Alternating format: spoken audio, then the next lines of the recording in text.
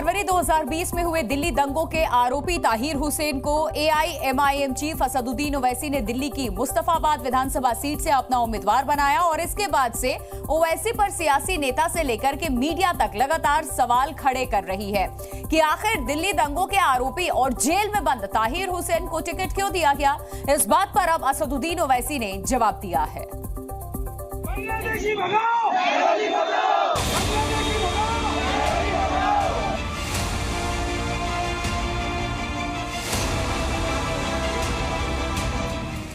दिल्ली के चुनावी समर में वैसे तो ओवैसी ने केवल 2 ही उम्मीदवारों को टिकट दिया है, लेकिन अपने बयानों और अपने अंदाज से उन्होंने तमाम सियासी नुमाइंदों का ध्यान अपनी ओर खींच लिया है। फिर चाहे वो दंगों के आरोपी ताहिर हुसैन को टिकट देना हो या फिर उसके टिकट देने की वजह बताते हुए खुले मंच से उसे सही ठहराना हो, ओवैसी अपने दमखम के साथ मैदान में उतरे हैं और चाहते हैं कि उनके उम्मीदवार को ज्यादा से ज्यादा वोट मिले।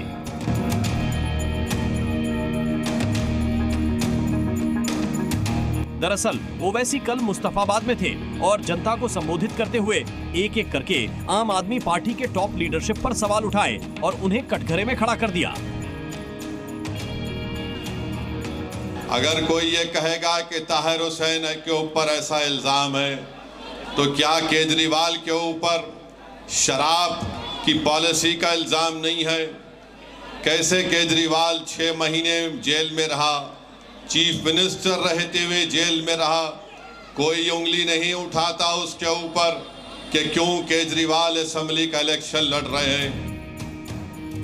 ओवैसी का एजेंडा सेट है, वो किसी भी कीमत पर अपने दोनों उम्मीदवार को जीतवाना है और इसके लिए उन्होंने हर तरीका भी इख्तियार कर लिया है।